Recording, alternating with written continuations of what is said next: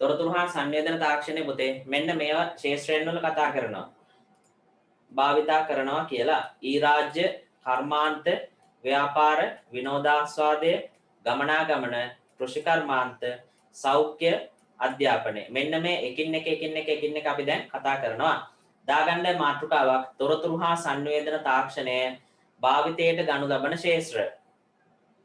තොරතුරු හා සංවේදන තාක්ෂණය භාවිතයට ගනු ලබන ශේෂ්ත්‍ර. අභිෂේක් මට මැසේජ් එකක් දාන්න ඒකේ link එක දාන්න. තොරතුරු හා සංවේදන තාක්ෂණය භාවිතයට ගනු ලබන ශේෂ්ත්‍ර. තොරතුරු හා සංවේදන තාක්ෂණය භාවිතයට ගනු ලබන ශේෂ්ත්‍ර.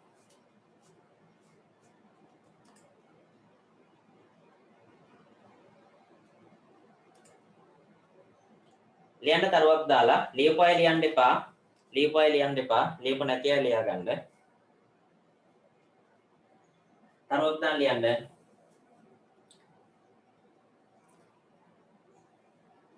විවිධ ශේෂ්ත්‍රයන් වල විවිධ ශේෂ්ත්‍රයන් වල විවිධ ශේෂ්ත්‍රයන් වල විවිධ ශේෂ්ත්‍රයන් වල තොරතුරු හා සංවේදන තාක්ෂණය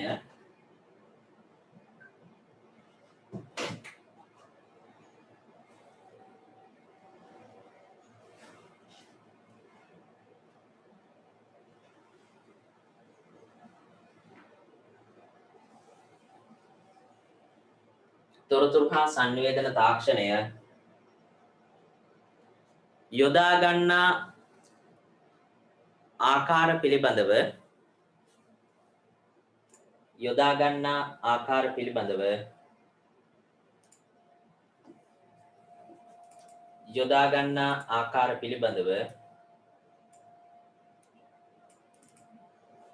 යොදා ගන්නා ආකාර පිළිබඳව මෙහිදී සාකච්ඡා කරයි. විවිධ ශේෂ්ත්‍රයන් වල තොරතුරු හා සංවේදන තාක්ෂණය යොදා ගන්නා ආකාරය පිළිබඳව මෙහිදී සාකච්ඡා කරයි.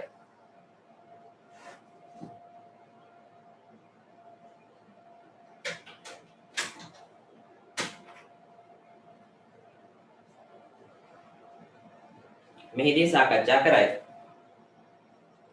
හොඳයි. පුතේ අපි ඉස්සෙල්ලාම කතා කරනවා ඊ රාජ්‍ය. මේක අනිවාර්යෙන් විභාගෙට එන එකක් පුතේ. දැන් ඔයා දන්නවා රජයේ විසින් රජයේ සියලුම කියන බහුතරයක් කාර්යාලවල සේවා ඔන්ලයින් ක්‍රමයට දැන් කරගන්න පුළුවන්.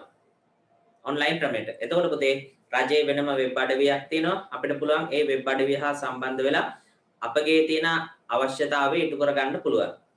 එතකොට ඊ රාජ්‍ය කියන එකෙන් පුතේ අදහස් වෙන්නේ රජයක් තොරතුරු හා සංනිවේදන තාක්ෂණය භාවිතා කරලා පුරවැසියන් සමග ව්‍යාපාර සමග සහ වෙනත් රාජ්‍යයන් සමග සම්බන්ධතා පවත්වන එකට අපි කියනවා ඊ රාජ්‍ය කියලා. පාඩම් කරන්න තියාගන්න එපා පුතේ මේවා කියනකොට හොඳට අහගෙන ඉඳලා මතක තියාගන්න. එහෙනම් මොකද්ද ඊ රාජ්‍ය කියන්නේ? රජයක් තොරතුරු හා සංනිවේදන තාක්ෂණය භාවිතා කරලා පුරවැසියන් සමග ව්‍යාපාර සමග සමාගම් සමග වෙනත් රාජ්‍යයන් සමග සම්බන්ධතා පැවැත්වීමට අපි කියනවා ඊ රාජ්‍ය කියලා. ලියන්න එපා. ඊට පස්සේ අපි කතා කරනවා අධ්‍යාපන ශාස්ත්‍රය ගැන. අධ්‍යාපන ශාස්ත්‍රය ගැන අපි කතා කරනවා. අධ්‍යාපන ශාස්ත්‍රයට කොහොමද මේ යොදාගන්නේ? මේ දැන් උනත් බලන්න පුතේ මේ අපි මේ කතා කරමින් ඉන්න එකේ හොඳ උදාහරණයක් මේ දැන් අවස්ථාවේදී පැහැදිලි වෙනවා. ඇයි ඒ? දැන් උනත් බලන්නකො පුතේ අපි තොරතුරු හා සංනිවේදන තාක්ෂණය ඔස්සේ අපි ඉගෙන ගන්න. එහෙම. ඊට පස්සේ පුතේ අපි මේ ලියාගෙන යන්නේ. ලියන අංක 1 ඊ රාජ්‍ය, ඊ ගවර්න්මන්ට්.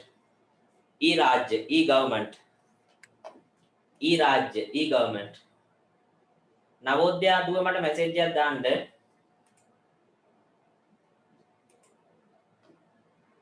නවෝදයා බාලසූරිය මට මැසේජ් එකක් දාන්න.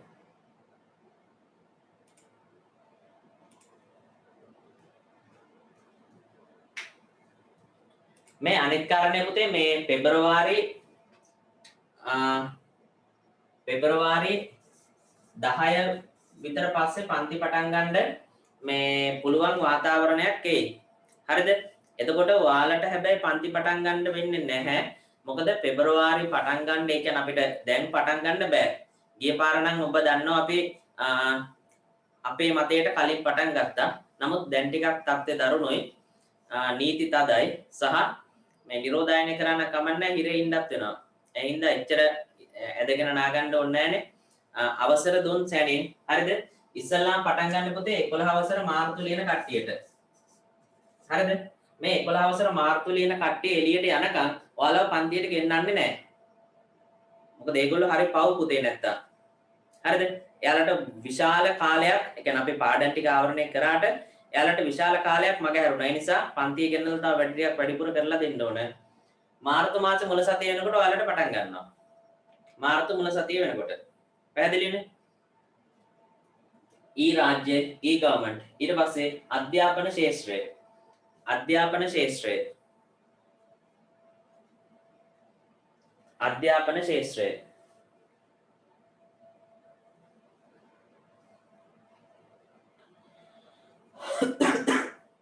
අධ්‍යාපන ශාස්ත්‍රය. අංක 3 පුතේ සෞඛ්‍ය ශාස්ත්‍රය. සෞඛ්‍ය ශාස්ත්‍රය. සෞඛ්‍ය ශාස්ත්‍රය.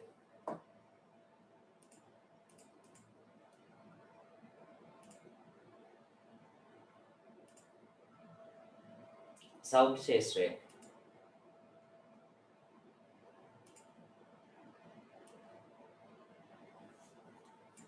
සෞඛ්‍ය ශාස්ත්‍රය.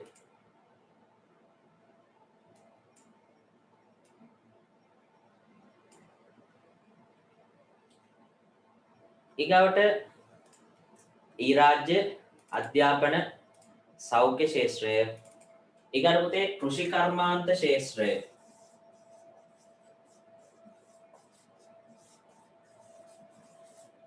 කෘෂි කර්මාන්ත ශාස්ත්‍රය. කෘෂි කර්මාන්ත ශාස්ත්‍රය. කෘෂි කර්මාන්ත ශාස්ත්‍රය.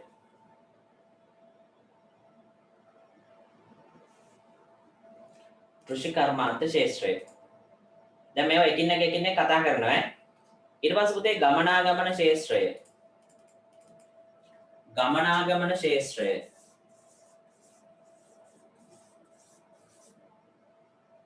ගමනාගමන ශාස්ත්‍රය.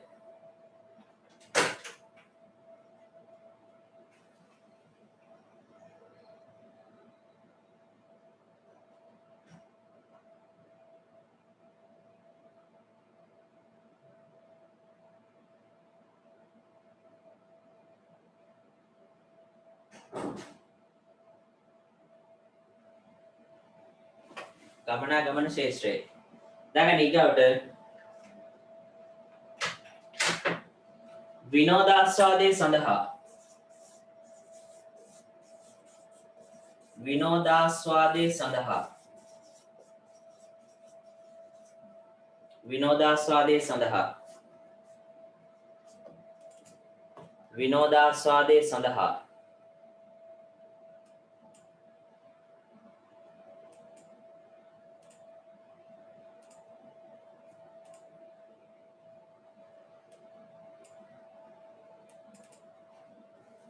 ඊට පස්සේ පුතේ ව්‍යාපාර ශාස්ත්‍රය. ව්‍යාපාර ශාස්ත්‍රය.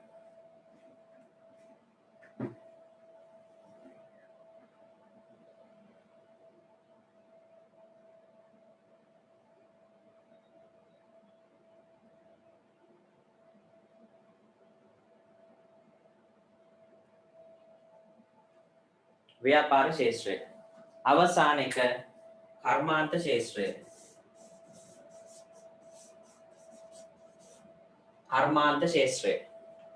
එතකොට අපි දැන් මෙතන කතා කරනවා පුතේ තොරතුරු හා sannivedana තාක්ෂණය භාවිතා කරන ශාස්ත්‍ර අපි 8ක් පිළිබඳව කතා කරනවා. එතකොට මෙතනින් කියන්නේ තොරතුරු හා sannivedana තාක්ෂණය භාවිතා කරන්නේ ශාස්ත්‍ර 8ක විතරක් කියලා. එහෙම නෙමෙයි. හරිද? භාවිතා කරන විශාල ශාස්ත්‍ර ප්‍රමාණය අතරින් 8ක් පිළිබඳව විතරයි අපි කතා කරන්නේ. හරියට තොරතුරු හා සංවේදන තාක්ෂණයේ යෙදුම් කිව්වත් ඒක ගැටලුවක් නෑ. ඊට පස්සේ ඊ රාජ්‍ය, අධ්‍යාපන ශාස්ත්‍රය, සෞඛ්‍ය ශාස්ත්‍රය, කෘෂිකර්මාන්ත ශාස්ත්‍රය, ගමනාගමන ශාස්ත්‍රය, විනෝදාස්වාදයේ සඳහා ව්‍යාපාර ශාස්ත්‍රය සහ කර්මාන්ත ශාස්ත්‍රය. දාගන්න යටතේ මාතෘකාවක් ඊ රාජ්‍ය, ඊ ගවර්න්මන්ට්. ප්‍රධාන මාතෘකාව ඊ රාජ්‍ය, ඊ ගවර්න්මන්ට්. ඊ රාජ්‍ය, ඊ ගවර්න්මන්ට්. ඊ රාජ්‍ය, ඊ ගවර්න්මන්ට්.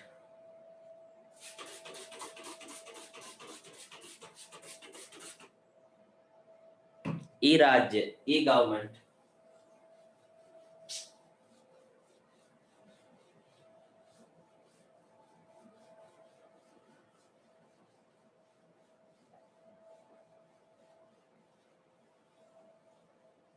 ඊ රාජ්‍ය, ඊ ගවර්න්මන්ට්. පුතේ ඊ රාජ්‍ය කියලා කියන්නේ මොකක්ද? දැන් හිතන්න මෙන්න තියෙනවා රාජ්‍යය. මෙන්න තියෙනවා ඔබ. හරිද? එතකොට රජය සහ ඔබ අතර සම්බන්ධතාව පවත්වාගෙන යනවා ICT හරහා. රජය සහ ඔබ අතර සම්බන්ධතාවය පවත්වාගෙන යනවා ICT හරහා. හැබැයි රජය සහ ඔබ අතර කිව්වට ඊටත් අමතරව තවත් කීප දෙනෙක් එක්ක ඉන්නවා. කවුද? රජය විසින් ඔයාට පුතේ සේවා සපයනවා. රජය විසින් පුතේ ව්‍යාපාර වලට සේවා සපයන. දැන් ඔයා කියලා කියන්නේ සාමාන්‍ය පුරවැසියන්ට. ඊට පස්සේ වෙනත් රටවල් වලට පුතේ රජයක් විසින් සේවා සපයනවා. ඊට පස්සේ රජයක් විසින් පුතේ සාමාන්‍ය පුරවැසියන්ට අමතරව ඒ රජය තුල වැඩ කරන අපි අරට කියනවා රාජ්‍ය සේවකයෝ කියලා. රාජ්‍ය සේවකයන් සඳහා පුතේ සාමාන්‍ය පුරවැසියෙක්ට වඩා වැඩි වරප්‍රසාදයක් එයාලට දීලා තියෙනවා. දැන් මෙතන ඉන්නවා නම් අම්මා තාත්තා රජයේ සේවය කරන අය ඒගොල්ලෝ දන්නවා. සාමාන්‍ය කෙනෙක්ට වැඩිය පුතේ සාමාන්‍ය රටේ පුරවැසියෙක්ට වැඩිය කියන්නේ ඔක්කොම රටේ පුරවැසියෝ නමුත් පුරවැසියන්ට වැඩිය රජයේ සේවකයින්ට වැඩි වරප්‍රසාද දීලා තියෙනවා. බැංකු ණය ආදිය ඊට පස්සේ එකී නොකී තව ගොඩාක් වරප්‍රසාද තියෙනවා. එතකොට ඊ රාජ්‍ය ගැන අපි දැන් කතා කරන්නේ. ඊ රාජ්‍ය කියලා කියන්නේ පුතේ සරලව රජයක් විසින් තොරතුරු හා sannivedana තාක්ෂණය යොදාගෙන තම රටෙහි පුරවැසියන්ට ව්‍යාපාර සමාගම් සහ වෙනත් රාජ්‍යයන් සමග සම්බන්ධතා පැවැත්වීමට ලියන්න තරුවක් දාලා ඊ රාජ්‍ය යටතේ ඊ රාජ්‍ය යටතේ ලියන්න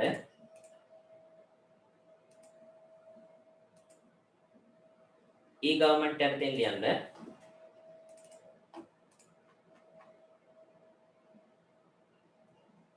රජයක් තොරතුරු හා sannivedana තාක්ෂණය යොදා ගනිමින්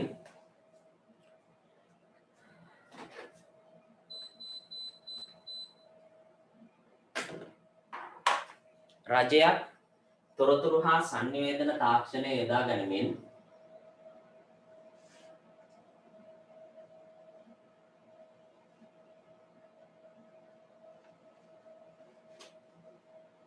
රජයක් තොරතුරු හා sannivedana තාක්ෂණය යොදා ගනිමින්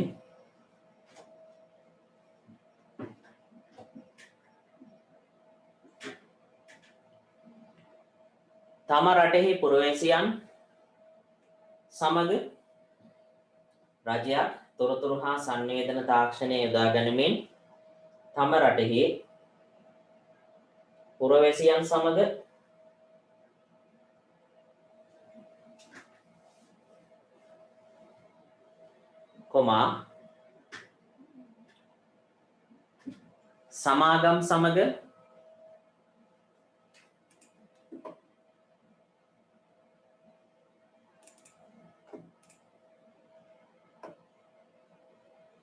සමාගම් සමග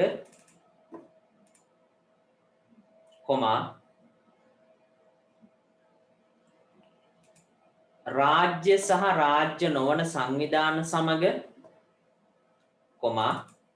රාජ්‍ය හා රාජ්‍ය නොවන සංවිධාන සමග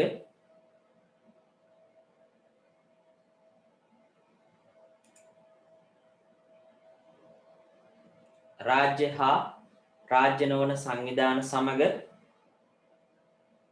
සහ වෙනත් රටවල් සමග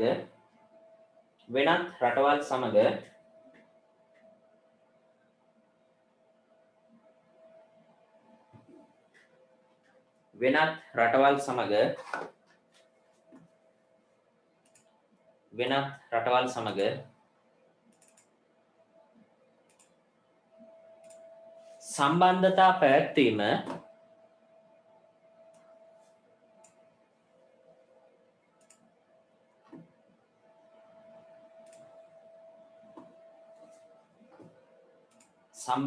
පැවැත්වීම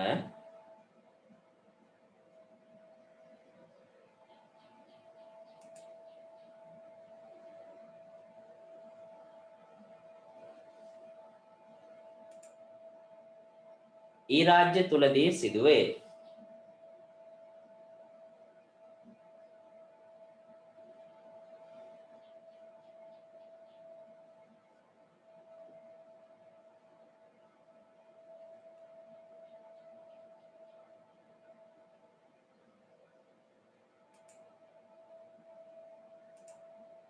ඒ රාජ්‍ය තුලදී සිදුවේ. සම්බන්ධතා පැවැත්වීම ඒ රාජ්‍ය තුලදී සිදුවේ.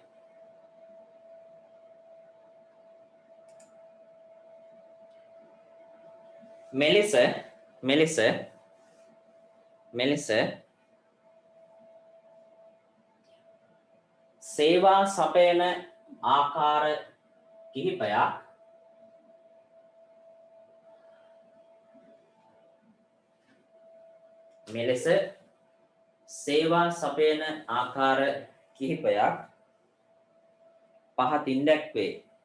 මෙලෙස සේවා සපයන ආකාර කිහිපයක් පහතින් දැක්වේ. මෙලෙස සේවා සපයන ආකාර කිහිපයක් පහතින් දැක්වේ. පුතේ දැන් මේ රජයක් විසින් සේවා සපයන ආකාර. හරිද? ඉස්ලාම් පුතේ රජයක් විසින් සේවා සපයනවා පුරවැසියන්ට. ඒ කියන්නේ තම රටේ පුරවැසියන්ට.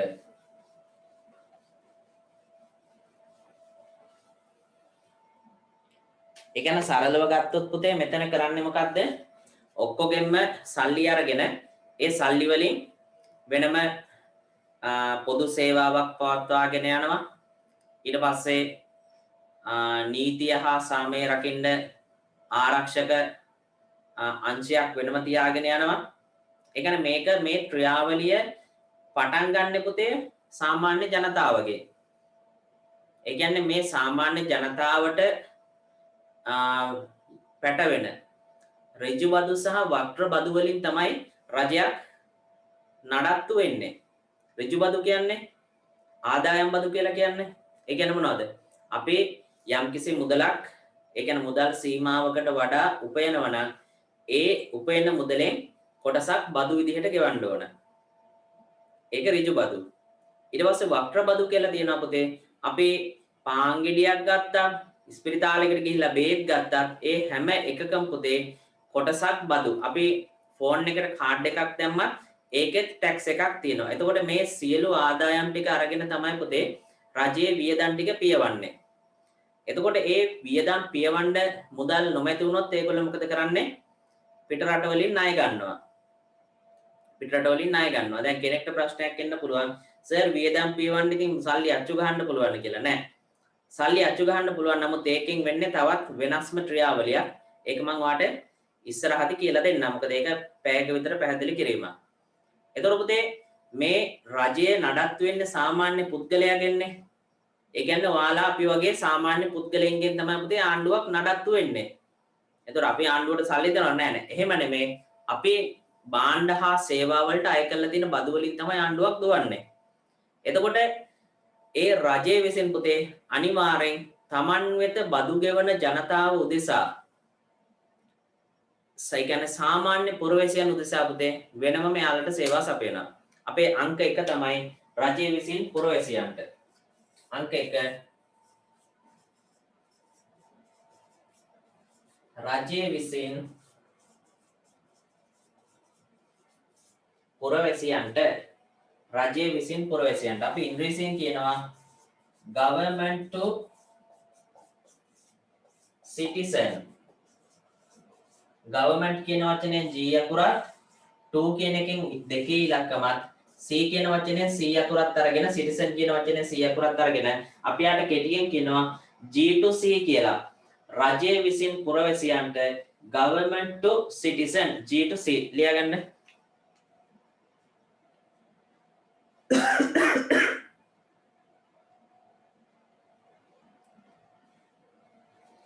සර් සාමාන්‍ය පර්සන් කෙනෙක් නෙමෙයි. එහෙනම් පුතේ මං අසාමාන්‍ය කෙනෙක්ද? ළමයින්ට මාර ප්‍රශ්න තියෙන්නේ.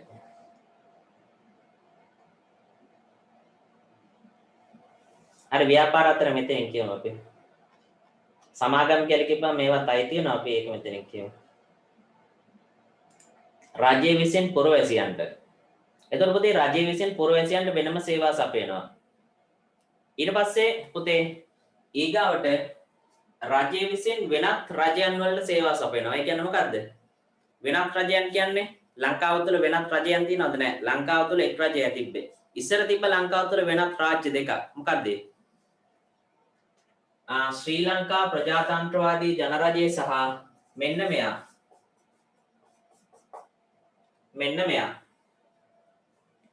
LTTE 2009ට කලින් එනකන් තිබ්බා.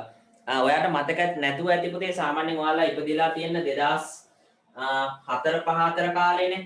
ওই 2002 3 විතර කාලයක් තිබ්බා සාම ගිවිසුම් කියලා. එතකොට ශ්‍රී ලංකාව තනි රටක් වගේ තිබ්බට මේ තනි රට රාජ්‍යයන් දෙකක්. LTTE කියලා සංවිධානයකින් උතුරු ඒ පැත්ත පාලනය කරනවා. ශ්‍රී ලංකා ප්‍රජාතන්ත්‍රවාදී ජනරජය විසින් ඒ කොටසෙන් එහාට පාලනය කරනවා. අපි උතුරු පැත්තට යනවා නම් වෙනත් රටකට යනවා හා සමානයි. දැන් අපි එයාපෝට් එකෙන් යනකොට අර ආගමන විගමන කියලා තියෙන්නේ. අන්න ඒ වගේ අපේ මට මේ බෝඩර් එක මතක නැහැ කිලිනොච්චි හරි මට හරියට මතක නැහැ පුතේ කොහෙද තිබ්බේ කියලා. ඒ කියන්නේ අපි යාපනයේ යන්න යනකොට එහෙම දැන් අපිට දැන් යාපනයේ යන්න එහෙම අවුලක් නැහැනේ. වාහනේ ගත්ත හිටිච්ච විදිහට ඩෝංගාලා ගියා. ඉස්සර එහෙම නැහැ පුතේ. අපි මේ මුර පොළවල් වලින් නවත්තලා අපේ නම් දීලා එතකොට අපිට වෙනමම ඩෙන්ටිටියක් දෙනවා. එතකොට අපිට ආරක්ෂාව සඳහා වෙනමම කොට්ටාසයක් ඉන්නේ. වෙනම පිරිසක් ඉන්නේ. හරිද? එතකොට පුතේ කලින් ශ්‍රී ලංකාව තුල රාජ්‍යයන් දෙකක් තිබ්බා. රජයන් දෙකක් විසින් පාලනය කරේ. එකක් ශ්‍රී ලංකා අපේ සාමාන්‍ය රජය අනිත් එක ත්‍රස්තවාදී සංවිධානය විසින්. ඒගොල්ලන්ගේ තිබ්බ රජය. එතකොට එයාලට රජයක් තිබ්බා. එයාලට වෙනම උසාවියක් තිබ්බා. සිර මැදිරි අනම්මනම් ඔක්කොම තිබ්බා. ඔයාලට ඒ අතීතයේ තාම මතක ඔයාලට මතක නැහැ කිසිම දෙයක්. මොකද ඔයාලා ඉපදෙලා තියෙන 2005 විතර කාලෙනේ 2005 පස්සෙන් ඉපදෙලා තියෙන්නේ. එතකොට 2009 දින යුද්ධය වරුනේ. ඊට පස්සේ පුතේ මේ 2002 3 4 විතර කාලෙන් පස්සේ යුද්ධයක් ආරම්භ වුණා. මට 2006 දී කොහොමද පටන් ගත්තේ? ඒ කියන්නේ කලින් ඉඳන් යුද්ධෙ තිබ්බා. හරිද? නමුත් 2002 3 4 කාලයේදී මම කිසිම දේශපාලන පක්ෂයකට කඩේ යාමක් නෙමෙයි කරන්නේ. ඒ කාලේදී ආව පුතේ එක්සත් ජාතික පක්ෂ ආණ්ඩුව ඒ ආණ්ඩුව යටතේ යුද්ධේ නවත්තලා සාම ගිවිසුමක් ගෙවුවා. එතකොට ඒ සාම ගිවිසුම ගහපුවාම LTT කට්ටියට ශ්‍රී ලංකාවේ කියන්නේ අපේ රජයේ බෝඩර් එකට එන්නත් පුළුවන්. ඊට පස්සේ අපේ අයට මේ පැත්තේ බෝඩර් එකට ඒ කියන්නේ ඒගොල්ලන්ගේ සීමාවට යන්නත් පුළුවන්. එතකොට මේ සාම ගිවිසුම් කාල සීමාව තුළ තමයි අර ප්‍රවෘත්ති වල පෙන්නපු බර ආවි සබ්මැරින් අනම්මනම් ඔක්කොම හොරාට ගෙන්න ගත්තේ ලංකාවට. ඒ සාම ගිවිසුම් කාලය තුළ ඒගොල්ලෝ තවත් ශක්තිමත් වුණා. ඒ ආකාරයට. එතකොට මේ 2006 යුද්ධය ආරම්භ කරනකොට මේ වගේ නිදහසක් තිබ්බේ නැහැ. මොකද යාපනයේ පැත්තට ගිහින් එනවා කියන්නේ ජීවිතයත් මරණයත් අතර සටනක්. දැන් නම් එහෙම නැහැ. දැන් හරිය නිදහස්. එතකොට පුතේ මට මෙතනින් කියන්න ඕනකම තිබ්බේ රජයක් විසින් පුතේ වෙනත් රාජ්‍යයන් වලට සේවා සපයනවා. දැන් ශ්‍රී ලංකාව තුළ එක රාජ්‍යයක් තියෙන්නේ. ඉස්සර රාජ්‍යයන් දෙකක් තිබ්බට ශ්‍රී ලංකාව තුළ එක රාජ්‍යයක් තියෙන්නේ. සියලු දෙනාම සිංහල වේවා, මුස්ලිම් වේවා, ද්‍රවිඩ වේවා, බර්ගර් වේවා සියලුම අය පුතේ ශ්‍රී ලාංකිකයෝ. ආගමෙන් වෙනස් වෙන්න පුළුවන්. නමුත් සියලුම දෙයයි පුතේ ශ්‍රී ලාංකිකයෝ කියලා තමයි දැන් අපි සියලු දෙනාම වැඩ කරන්නේ. කලින් එහෙම නෙමෙයිනේ තිබ්බේ. කලින් සිංහල, ද්‍රවිඩ, මුස්ලිම් එක කට්ටියක් දෙමළ පිරිස තව කට්ටියක් ඒ විදිහට. එතකොට දැන් ශ්‍රී ලංකාව තනි රාජ්‍යයන්නේ ඒ හින්දා ශ්‍රී ලංකාව තුළ මේක අපිට අදාළත්වයක් නැහැ. නමුත් ශ්‍රී ලංකාව විසින් ඉන්දියාවට, ශ්‍රී ලංකාව විසින් ඇමරිකාවට ඒ වගේ වෙනත් රාජ්‍යයන් වල සේවා සපයනවා. මම තව දෙයක් කියන්නම්. දැන් මතකනේ පුතේ අර මිනෝංගොඩ සිද්ධියක් වුණා ගිය අවුරුද්දේ. මේක මිනෝංගොඩ පැත්තේ ළමයි දන්නවා. මුස්ලිම් කඩවලට ඇවිල්ලා ගහලා ගිනි තියලා නමන. එතකොට ඒ කාල සීමාව තුළ අපි සම්පූර්ණ කතා කරේ කිසිම කෙනෙක්ව ඒ කියන්නේ කිසිම ළමයෙක්ව පහත් කරලවත් එහෙම නැත්නම් කාවත් අපහසුතාවයටවත් නැත්නම් අපි මේ ඔක්කොම මුස්ලිම් කඩ ගිනි තියන්න ඕන නම එහෙම කිසිම දෙයක් අපි කිව්වේ නැහැ. අපි කිව්වේ මේක අනිවාර්යෙන් නැවතිය යුතුයි. හරිද? දැන් සමහර වෙලාවට මෙතන අර ප්‍රධානත්වය අරන් තියෙන පුතේ පොඩි අවුරුදු 17 18 කොල්ලෝ. ඇයි යාලට අත්දැකීමක් නැහැනේ. උන් හිතන් ඉන්නේ ප්‍රශ්නයක් ආපු ගමන් අතපයින් විසඳ ගන්න. බලන්න ගිහිල්ලා ඔය බන්ධනාගාරයකට උසාවියකට ගිහිල්ලා ඔය අතපය වලින් ප්‍රශ්න විසඳ ගන්න හද මිනිස්සු ඕන තරම් ඉන්නවා මාංචු දාගෙන. ඔය ප්‍රශ්නයක් විසඳන්න අතින් පයින් බෑ. මොලෙන් කල්පනා කරලා විසඳන්න ඕන. ඔයා දන්නවද මේ LTT යුද්ධය ඇති වෙන්න හේතුව? LTT යුද්ධය ඇති වෙන්න මම හේතුව පොඩ්ඩක් පැහැදිලි කෙටියෙන් කියන්නම්. මේ අර මුස්ලිම් කෝලහාලේ වගේම පුතේ එක්තරා කාලයක් තිබ්බ මේ දෙමළ මිනිස්සුන්ගේ කඩවලට ගිනි තිබ්බා. දෙමළ මිනිස්සුන්ව ගහලා පැන්නුවා, ගිනි තියලා මැරුවා. ඒ වගේ කාල සීමාවක් පහ වුණා. එතකොට මොකද උනේ පුතේ? මේ පළාත්වල හිටපු දෙමළ පිරිස යාපනයේ පැත්තට සංචරණය වුණා. සංචරණය වෙලා පුතේ දැන් ඔයා දන්නවනේ සාමාන්‍යයෙන් ගින්නක් ඇවිලෙනකොට ඒ ගින්න වැඩි කරන්න ඕන තරම් පිරිස ඉන්නවනේ. ප්‍රශ්නයක් ආපුවාම මේ ප්‍රශ්නේ වැඩි කරන්න තව ඕන තරම් පිරිස ඉන්නවා. එතකොට මොකද උනේ? ඒගොල්ලෝ විසින් සංවිධානයක් හදාගත්තා.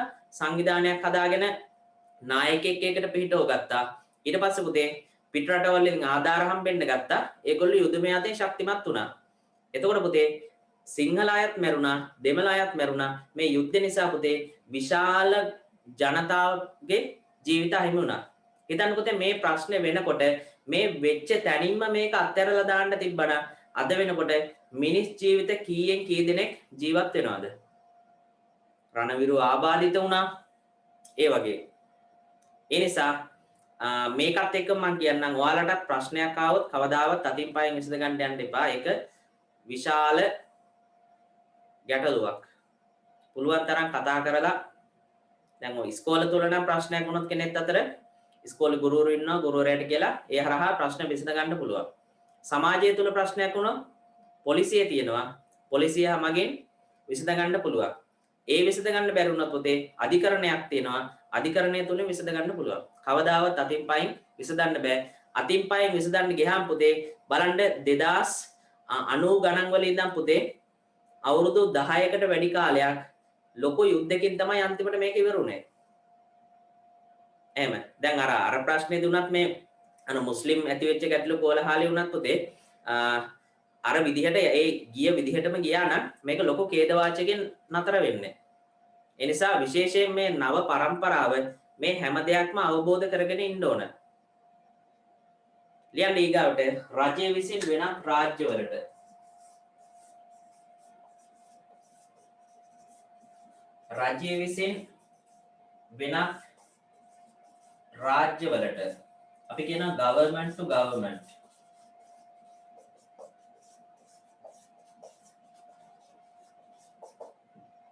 G to G government to government G to G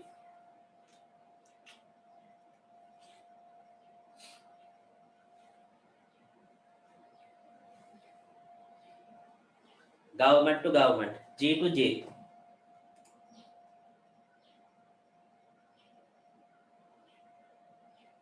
LTT වල ප්‍රෙසිඩන්ට් කෙනෙක් නෙමෙයි පුතේ කණ්ඩායම් මේ කියන්නේ යුද නායකයෙක් හිටියේ. එයා තමයි ඒකේ නායකයා. ඒ විදිහට. ඒ පුතේ හරි අන්න බෝඩර් එකේ තිබ්බ වවුනියා මේ ඒ කියන්නේ හරි අමානුෂයයි පුතේ. අන්තිම කාලේ වෙනකොට දැන් ඒ කියන්නේ 2006 7 8 විතර වෙනකොට අර ක්‍රමක්‍රමයෙන් ඒගොල්ලෝ පරාජය වෙමින් තිබ්බනේ. එතකොට ඉස්සර මිනිස්සු මරුව වෙඩි තියලා වෙඩි තිබ්බහම සද්ද එනවනේ. සද්ද එනකොට විනාඩි කිහිපයක් තුළ තව කණ්ඩායමකට ඒ කියන්නේ අපේ ශ්‍රී ලංකා හමුදාවට දෙන්න යන්න පුළුවන්. අන්තිම දවස්වල කොහොමද දන්නවද? කපල කොටල පුතේ මිනිස්සුන්ව මරුවේ. ඒක ඉතාමත් අඳුරු අතීතයක් තිබ්බේ. එතකොට මේ වගේ අපි ඔළුව කෙලින් කරන් ඉන්නවා කියන්නේ ලොකු දෙයක්. මොකද මේ වෙනකන් යුද්ධ තිබ්බනම් එහෙම ඒක අනිවාර්යෙන් පුතේ මේ යුද්ධය ඉවර කිරීම කියන එක කවුද අපේ වර්තමාන ශ්‍රී ලංකාවේ අගමැතිතුමාට තමයි ඒක ක්‍රෙඩිට් එක යන්න ඕන. නැත්තම් මේ දේශපාලන පක්ෂයකට කඩ යනව නෙමෙයි නැත්තම් පුතේ අර 2002 3 4 වගේ සාමගියසුමක් එහෙම තිබ්බනම් ඒගොල්ලොත් අවි වලින් ශක්තිමත් ඒගොල්ලෝ අතර ඩීල් එක යනවා. එතකොට අවසානයේ තැලෙන්න පුතේ සාමාන්‍ය මිනිස්සු. වාට කියන්නේ ඉස්සර කෝච්චියකට යන්න කොළඹ යන්න බෑ බයයි. හැමතැනම බෝම්බ. මරාගෙන මැරෙන මිනිස්සු. එහෙම. ඒක තිබ්බනම් එහෙම පුතේ අදත් අපි ජීවත් වෙන්නේ බයෙන් ගැහි ගැහි. එච්චරට අඳුරුදායක තත්ත්වයක්. ඔයාලගේ සමහරවිට හිතවත් වෙති මේ ආබාධිත වෙච්ච අය. ඒගොල්ලෝ මේ ජීවිතේ ආබාධිත වෙලා ජීවිත පූජා කරලා මේ රට නිදහස් කරලා දුන්නේ. එතකොට මේ මාර නිදහසක් පුතේ දැන් තියෙන. මේක වට අත්දැකීමක් නෑ. ඔයා නිකන් අම්මයි තාත්තෙන් අහලා බලන්න 90 ගණන් වල 2000 ගණන් වල යුද්ධ කාලේ ඔයගොල්ලෝ කොහොමද ජීවත් වුනේ කියලා. හරි. රජය විසින් වෙනත් රාජ්‍යවලට government to government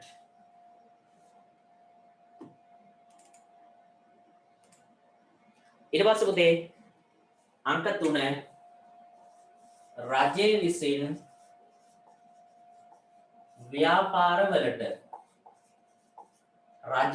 ව්‍යාපාරවලට government to business G2B කියලා කියනවා. G2B රජය විසින් ව්‍යාපාරවලට government to business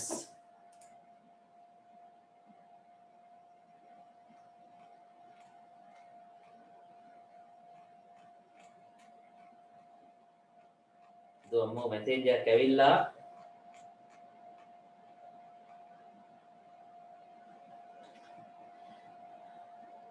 සමාවෙන්න ඒක නම් බොක්කොටම වැදුනා. ළමයික මැසේජ් එක බලමු කියලා. හරියටම තව අවුරුදු 15කින් විතර මගේ පුතාගේ සංවාදයක් මේ. තාත්තේ ඇයි මට නංගියෙක් කරේ මල්ලියෙක් කරේ ගෙනාවේ නැත්තේ බලන්නකො එහා ගෙදර මොහොමඩ් නංගිලා දෙන්නයි අයියලා තුන් දෙනයි එකක් කෙනෙක් ඉන්නවනේ. මුස්ලිම් අයනේ යාළගේ රටේ තියෙන එක ළමයට වඩා නෑ ඔය විකාර පුතේ එවන්න එපා මට. විකාර එවන්න එපා. ඔයා මේ ළමෙක් වගේ හැසිරෙන්න. ඔය වගේ විකාර එවන්න එපා. මිනිස්සුත් එක්ක ප්‍රශ්න දාගෙන ජීවත් වෙන්න බෑ. පුළුවන් තරම් අපි මොලෙන් වැඩ කරන්න ඕන. මුස්ලිම් අය වැඩි වෙනවා කියලා මොකෑ මිනිස්සු මරන්න ය. ඒකට අපි කට්ටිය අපි තව වැඩියෙන් වැඩ කරන්න ඕන. හරිද? ඒ නිසා ඔය වගේ මනස්ගත ඔළුවේ තියන් ඉන්න එපා. මේ අපි හැමෝම එක රටක ඉන්න ඕන. සහ අපි පුතේ ඔක්කොගෙම දුවන්නේ රතු පාට ලේ. ඒ නිසා මේ කිසිම මගේ පන්ති තුල එහෙම වෙන්න බෑ කවුද කියලා තිබ්බේ බලමු.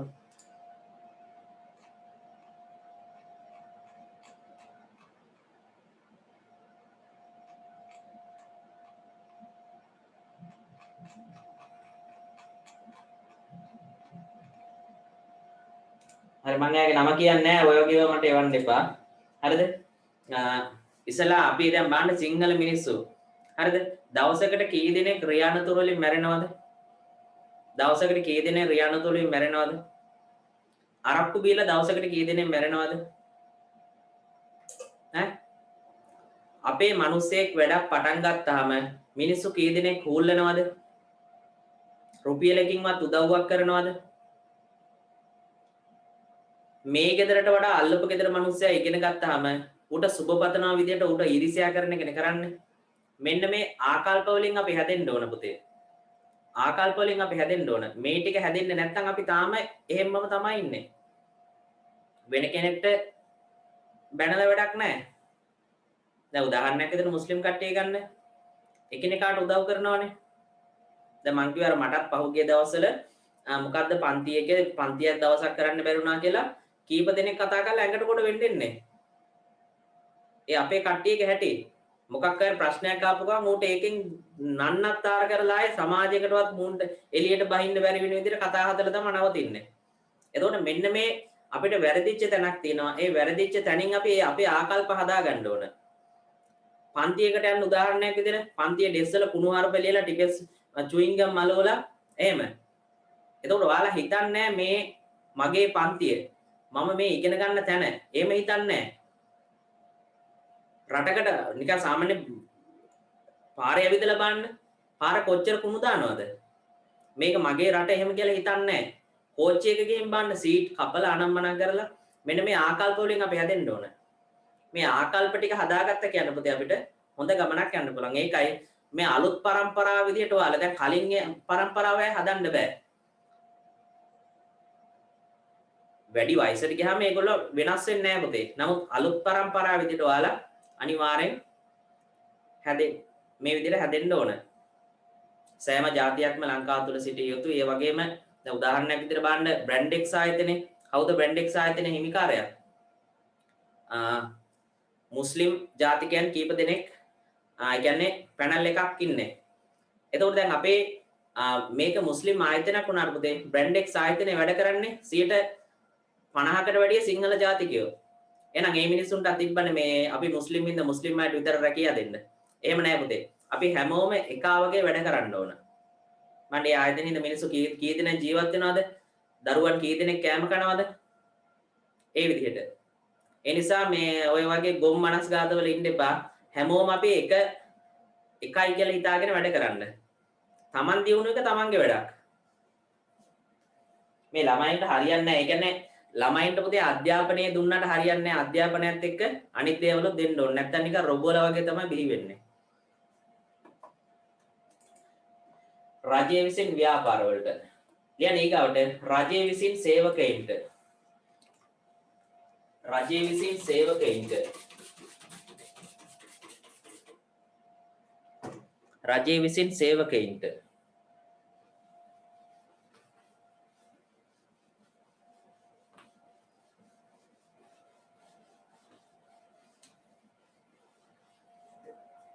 රජය විසින් සේවකයින්ට.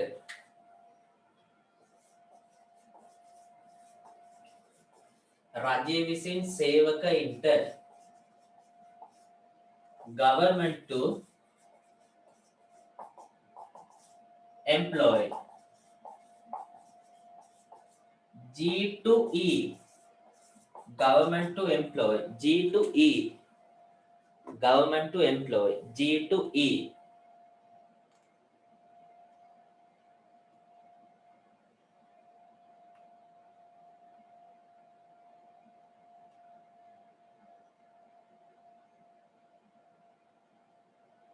G to E. M Piumi. මට මැසේජ් එකක් දාන්න. පියුමිෂා. මැසේජ් එකක් දාන්න.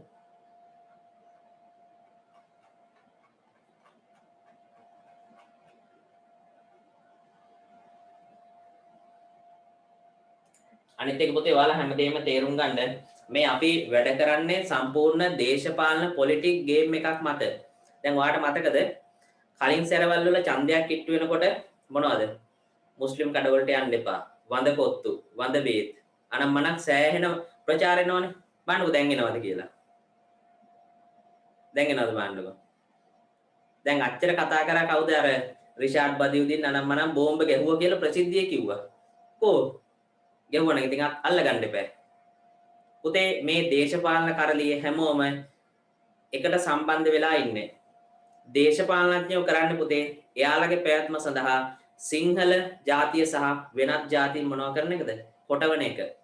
කොටවලා ඒගොල්ලෝ උදෙන් ඩීල් එක දාගෙන හොඳට සතුටින් ඉන්නවා. ඒ මොනවත් නොදන්න අපේ ගොන් හරක් ටික මොකද කරන්නේ?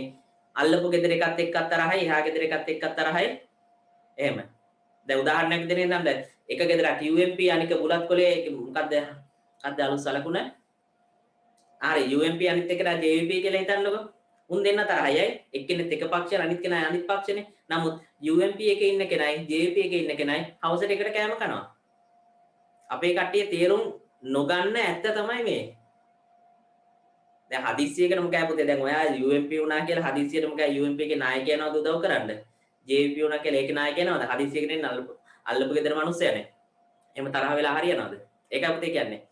පුළුවන් තරම් ඔළුව කල්පනා කරලා තමයි මේ ජීවත් වෙන්න ඕන. සෙල්ලම් නැහැ.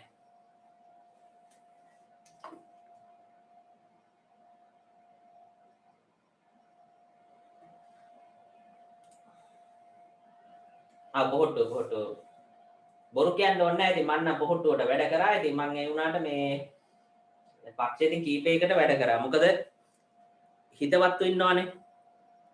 පොහොට්ටුවේ හිතවත්තු කීප දෙනෙක් ඉන්නවා. ඒ නිසා ඒතෙන්ට වැඩ කරා. ඊට පස්සේ මගේ ගුරුවරයෙක් ඉන්නවා. එයා අලියනේ UMP එකකින් ආවෝ. එයාගෙන් ඡන්ද ඉල්ලුවා. එයාටත් වෙනම මුදල් වලින් එහෙම උපකාර කරා. ඊට පස්සේ ජාතික ජනබලවේගෙන් ඒත් අඳුරන කෙනෙක් ඉල්ලුවා. එයාටත් උදව් කරා. කට්ටියටම උදව් කරා ඉතින්. එහෙම. ඒක පක්ෂයක් කියලා නෑ පක්ෂ ඔක්කොගෙම ඉන්නවා. ඔයාලත් ඒ වගේ ඉන්න. තනි පක්ෂයක ඉන්න එපා. හැම පක්ෂෙම ඉන්න. එතකොට ජීවත් වෙන්න ලේසි. නැත්නම් එක පක්ෂයක ඉන්න ගියාම තමයි ප්‍රශ්න වෙන්නේ. දැන් ඔයා හිතන්න ඔයා පොහොට්ටුවේ කියලා. එතකොට UMP කාර්යයක් දැක්ක ගමන් ඔයාට තරහ යනවා. JP කාර්යයක් දැක්ක ගමන් තරහ යනවා. එහෙමනේ. හැම පක්ෂෙම ඉන්න. එතකොට හරි. එතකොට එහෙම වෙන්නේ නැහැ. එතකොට තමයි එකා වගේ වැඩ කරන්න හිතෙන්නේ. හරි. දාගන්න මාතෘකාව රජයේ විසින් සේවකයින්ට සේවා සපයන ආකාරය. රජයේ විසින් සේවකයින්ට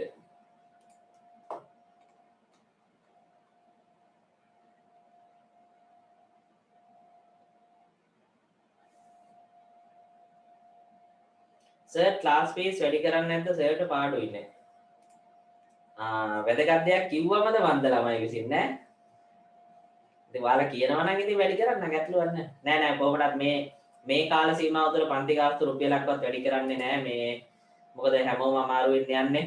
ඒ නිසා පන්ති ගාස්තු වැඩි වෙන්නේ නෑ. අපි මේ තත්ත්වයේ පහ වෙලා ගිහිල්ලා හැමෝගෙම ආර්ථිකය දියුණු වෙලා උනාට පස්සේ අපි ඊට පස්සේ බලමු පන්ති ගාස්තු සම්බන්ධයෙන්.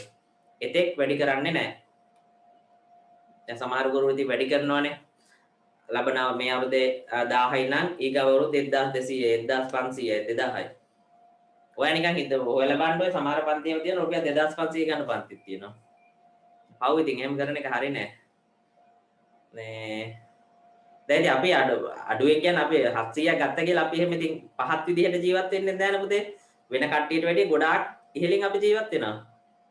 හොඳට කනවා බොනවා, ලොකු වාහන පදිනවා, සැපවත් ජීවිතය ගත කරනවා.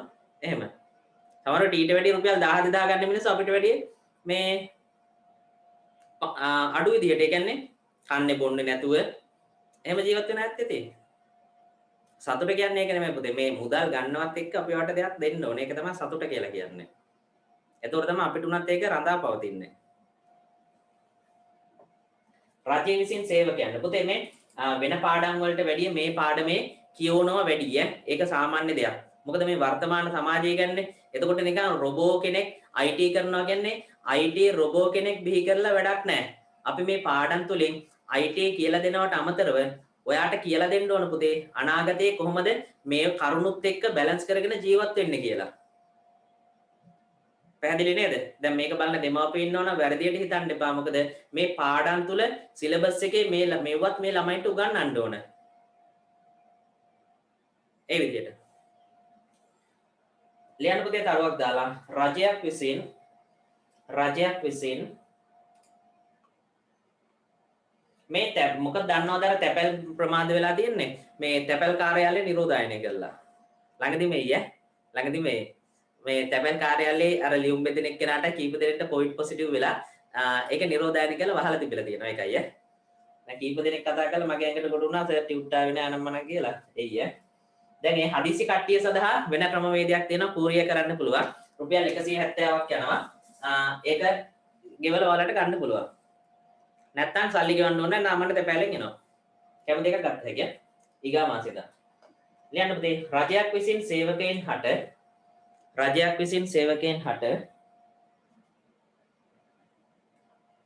පුතේ රජයක් විසින් සේවකයන් නෙමෙයි අපි රජය විසින් පුරවැසියන්ට කියලා නෙමෙයිද ලිව්වේ?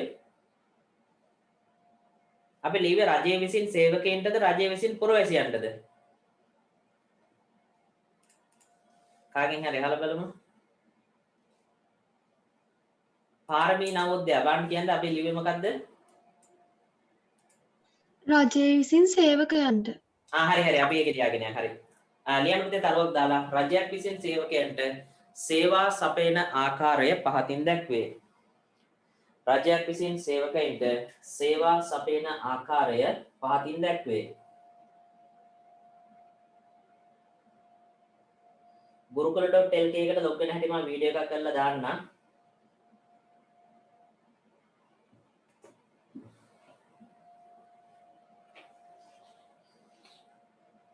සේවා සපයන ආකාරය පහතින් දැක්වේ. පුතේ රජයක් විසින් සේවකයන්ට කියලා කියන්නේ සාමාන්‍ය පුරවැසියන් නෙමෙයි. ඒ කියන්නේ සාමාන්‍ය පුරවැසියෝ තමයි. හැබැයි පුතේ රාජ්‍ය සේවකයන් සඳහා රජයක් විසින් විශේෂ වරප්‍රසාද අනුගමනය කරනවා. රජයේ සේවකයෝ. හරිද? ඒ කියන්නේ පුතේ අඩු පොලියක් යටතේ යාලට ණය ගන්න පුළුවන්. ඊට පස්සේ වෙන තවන රාජ්‍ය සේවකයන්ට දෙන්න වරප්‍රසාද. රැකියාවෙන් පස්සේ පුතේ මොකද්ද? රැකියාවෙන් පස්සේ විශ්‍රාම පෙන්ෂන් දෙනවා කියලා ඒ අවුරුදු කාල සීමාව ඉවරනාට පස්සේ මොකද්ද කරන්නේ? වෙනම වැටුපක් පෙන්ෂන් එකක් විදිහට ලබා දෙනවා. හැබැයි ඒක පෞද්ගලික අංශෙත් තියෙනවා. පෙන්ෂන් කියලා නෙමෙයි පුතේ EPF ETF කියලා තියෙනවා. වැටුපේ මුදලක් කපා ගන්නවා. ඊට පස්සේ ඒ මුදල සේවෙන් නික්ම යන දවස් වලට දෙනවා. දැන් සමහර කට්ටියගේ EPF ETF එකම හැදෙනවා ලක්ෂ 200කට කිට්ටු වෙන්න.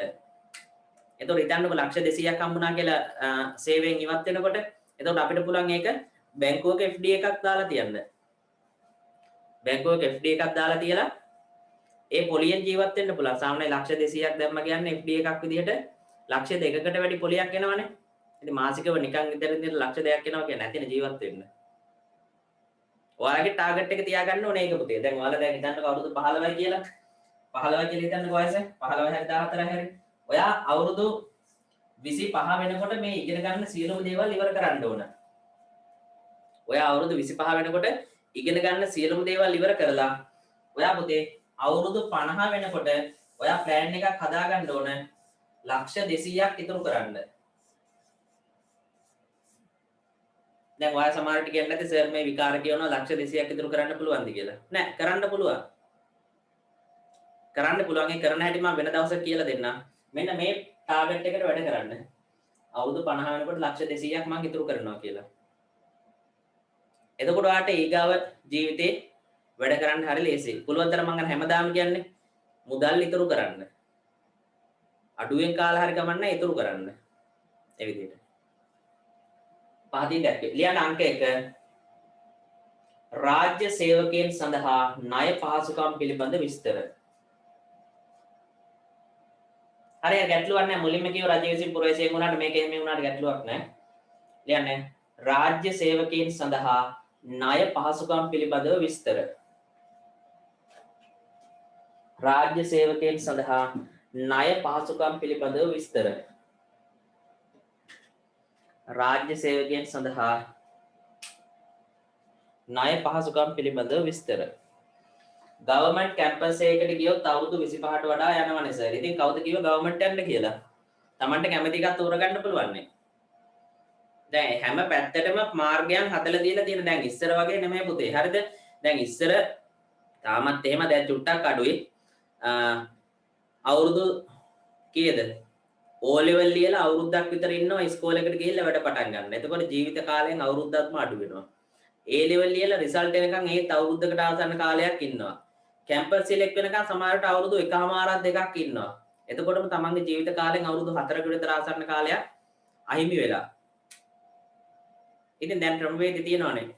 කැමති කට්ටියට රජයේ විශ්වවිද්‍යාල වලට ගිය හැකි, අනිත් කට්ටියට පෞද්ගලික විශ්වවිද්‍යාල වලට ගිය හැකි. දැන් කෙනෙක්ට අහන්න පුළුවන් සර් මේ මගුලක් කතා කරනවා අපිට කොහෙන්ද සල්ලි කියලා. සල්ලි දෙන්න ඕනේ නැහැ. අපිට ඕන අවම සුදුසුකම ඒ ඉල්ලන විදිහට එක්ක C3ක් ඒ වගේ එක. දැන් සාමාන්‍යයෙන් පුතේ විෂයයකට S එකක් ගන්නවා කියන්නේ මේ විෂය සමත් නේ. දැන් ඔයාලා කැම්පස් එකේ හොයලා බලන්න A එකක් ගන්න ඕනේ නැහැ. S එකක් ගත්ත කියන්නේ සමන්ද මේ අපි අතරන මේ තරගයක් ඒ හැම එකකට මේ එකක් ගන්න ඕනේ හැම හැදිලා තියෙන්නේ. හරිද?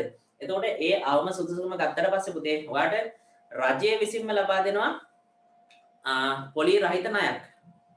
මේක කලින් පිටරටවල තිබ්බ නමුත් දැන් අපේ ලංකාවේ ක්‍රියාත්මකයි පොලි රහිත ණයක්. එතකොට ඔයාලට ණය ගෙවන්න තියෙන්නේ පුතේ අවුරුදු 10 20 දක්වා ගෙවන්න පුළුවන්. දැන් හිතන්නකෝ අවුරුදු 20 දී ණයක් අරගෙන අවුරුදු 25 දී ඉවර කරනවා කියලා. හැබැයි ඔයා ජොබ් එකට යන්නේ අවුරුදු 28 දී. එතකොට ඔයාලට ගෙවන්න තියෙන්නේ අවුරුදු 28 ඉඳන්. එහෙම.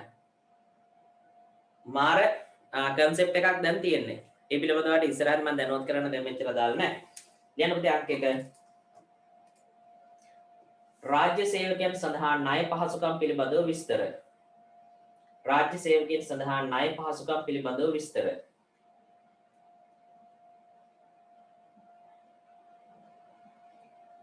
ලියන්න ඊගාව එක ආකෘති පත්‍ර සහ ගැසට් ෆෝම් කියලා කියන්නේ ආකෘති පත්‍ර සහ ගැසට්.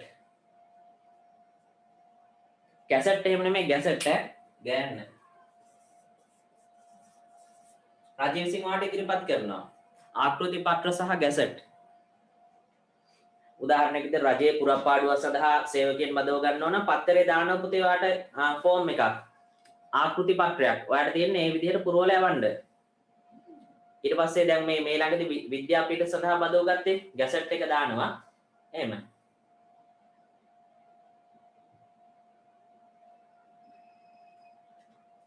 ඊට පස්සේ පුතේ චක්‍රලේඛ පිළිබඳව විස්තර. චක්‍රලේඛ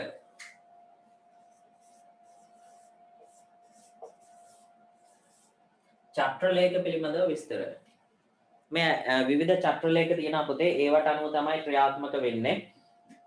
ඒ කියන්නේ අපි විසින් හදාගත්ත නීති සමූහයක්. ඒ නීති වලට අනුව තමයි ක්‍රියාත්මක වෙන්නේ. ඒ චක්‍රලේඛ කියන්නේ මොනවද කියලා මම ඉස්සරහට පැහැදිලි කරලා දෙන්නම්. ඒ කියන්නේ සම්පූර්ණ පුතේ මේ පොලිටිකල් පාඩමක් වගේ මේ කොටස දේශපාලන පාඩමක් වගේ. සමහර දාට ආණ්ඩුව වලින් ආණ්ඩුවට චක්‍රලේඛ වෙනස් වෙනවා. ප්‍රතිපත්ති වෙනස් වෙනවා. ඒ වගේ. හරි. අපි ඊගාට කතා කරමු. රජය විසින් පුරවැසියන්ට දාගන්න මාතෘකාව. රජය විසින් පුරවැසියන්ට. රජය විසින් පුරවැසියන්ට. සිග්නල් අවුලක් නැහැ තියෙනවා වගේ.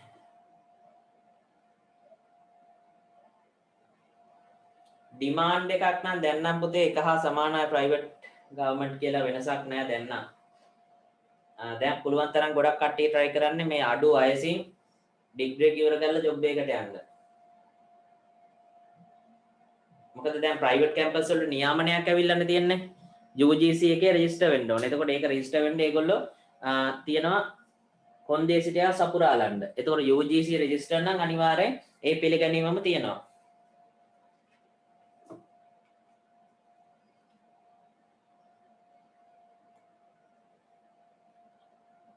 රජය විසින් පුරවැසියන්ට.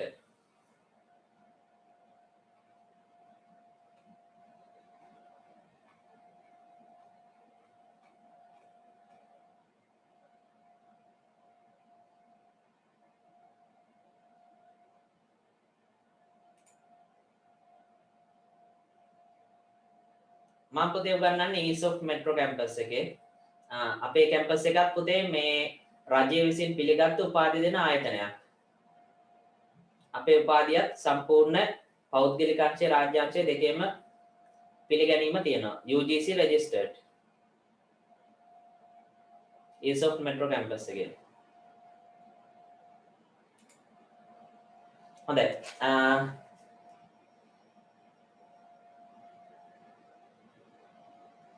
ලියන්න. රජය විසින් පුරවැසියන් හට සේවා සපයන ආකාරය පහතින් දැක්වේ. රජය විසින් පුරවැසියන් හට සේවා සපයන ආකාරය පහතින් දැක්වේ.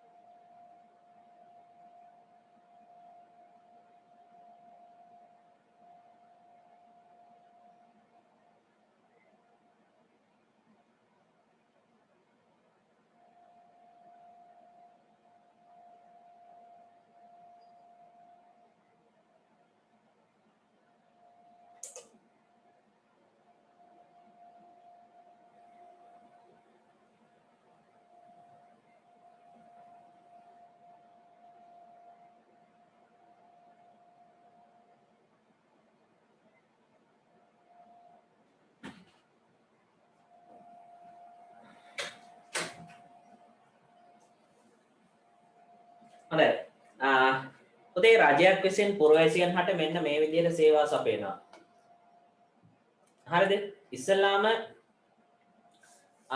බිල්පත් ගෙවීම සහ වාහන බලපත්‍ර අලුත් කිරීම සේවා අපිට ලබා දෙනවා.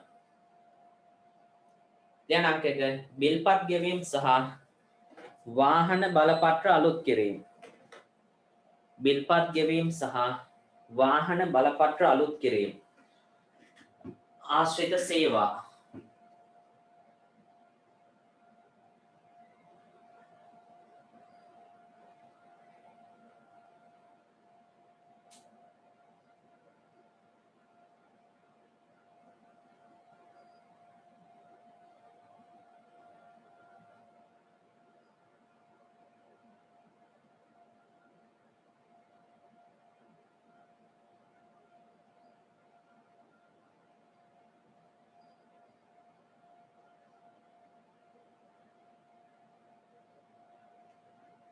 බිල්පත් ගෙවීම සහ වාහන බලපත්‍ර අලුත් කිරීම ආශ්‍රිත සේවා.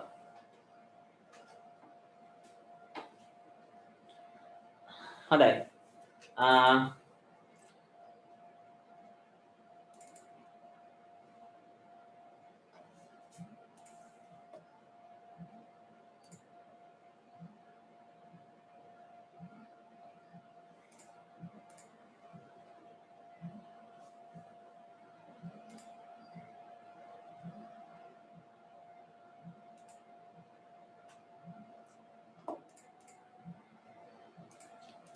යන පුතේ ඊගාවට තව ටිකකින් ඉවරයි පන්ති. මේ කාරණා කිපෙන් ඉවරයි. බිල්පත් ගෙවීම හා වාහන බලපත්‍ර අලුත් කිරීම ආශ්‍රිත සේවා. ඊට පස්සේ පුතේ ආණ්ඩු ක්‍රම ව්‍යවස්ථා සහ නීති පද්ධති. ආණ්ඩු ක්‍රම ව්‍යවස්ථා සහ නීති පද්ධති. ආණ්ඩු ක්‍රම ව්‍යවස්ථා සහ නීති පද්ධති.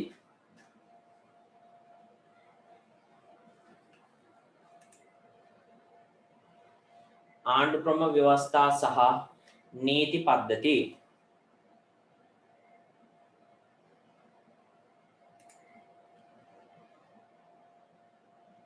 ආණ්ඩු ක්‍රම ව්‍යවස්ථා සහ නීති පද්ධති. ඒ කියන්නේ මොකද්ද? රජයක් විසින් පුතේ නිතරම දැනුවත් කරනවා. දැන් බලන්න මේ කොවිඩ් වලට දැන් නිරෝධායන පනත කියලා එකක් තිබ්බනේ. ඒ කියන්නේ මේ ඊයේ පෙරේදාපු එකක් නෙමෙයි. මේ රජතුමා රජ කාලේ ඉඳන් මේ නිරෝධායනය කියන එක තිබ්බ පුතේ. ඒ කියන්නේ දැන් අයට අතීතයේ පිට රටකින් කෙනෙක් ආවොත් රජතුමාව හම්බෙන්න ආපු දවසේම යන්න දෙන්නේ නැහැ. ඔහුව දවස් කීපයක් එක තැන තියලා ඊට පස්සේ දැන් ඉස්සර වගේ දැන් PCR වගේ ඉස්සර එහෙම නැහැනේ. සාමාන්‍ය පරීක්ෂණ කීපයක් කරලා එහෙම යන්න දෙන්නේ. එතකොට මේ නීතිය දැන් ළඟදී අලුත් කරලා පුතේ ඔයාලට මතකද මාධ්‍ය මගින් ඊට පස්සේ ටවුන් එකේ ස්පීකර් බැඳගෙන හැම තැනම දැනුවත් කරනවා. දැන් උදාහරණයක් විදිහට දැන් මාස්ක් එක නැහැ කියන රුපියල් 10000ක් නේ දඩේ. මාස්ක් එකක් නැතුන රුපියල් 10000ක් දඩේ. ඒ වගේ. එතකොට පුතේ රජයේ විසින් පුරවැසියන්ට සපයන සේවාවක් ඒකයි කෙනෙක්ට හඳුන්වලා දඩ ගහන එකද සේවාව කියලා නෑ. ඒක දාලා තියෙන තමන්ගේ ආරක්ෂාවටනේ. දැන් හිතන්න මාස්ක් නැතුව හැමෝම ඇවිද්දා කියලා. මොකද වෙන්නේ? මේ භයානක රෝගේ පැතිරෙනවා. දවසක් ඇති පුතේ මාස්ක් නැතුව හැමෝම ගියා කියන්නේ ක්ෂණිකව පැතිරෙනවා. මේ දැන් මේ හරි මේ යම්තාක් දුරකට හරි පාලනය වෙලා තියෙන්නේ හැමෝම අත සෝදනවා මාස්ක් එක භාවිතා කරනවා. ඒ නිසා එතකොට පුතේ රජය විසින් ආණ්ඩු ව්‍යවස්ථා සහ නීති පද්ධති පිළිබඳව හඳුන්වලා දෙනවා, දැනුවත් කරනවා සහ නීතිය ක්‍රියාත්මක කරනවා. හරි. අපි එහෙනම් ඊගා දවසේ ඊටු ටික සාකච්ඡා කරමු. සඳුදා පාන්දර පන්තියේ තියෙනවා සියලු දෙනා මෙන්න සඳුදා පාන්දර 4:30ට. හෙට තව මේ වගේම හෙට පන්තියක් තීරි පන්තියක් හෙටත් පැවැත්වෙනවා. වෙනම කණ්ඩායමක් කැමති අයට එන්න පුළුවන්. අද පාඩම හොඳයිද තේරුණාද අදහස WhatsApp කරන්න මට. එහෙනම් සියලු දෙනාටම අයබෝවන් බුදු සරණයි පරිස්සමට ඉන්න. සුබ දවසක්.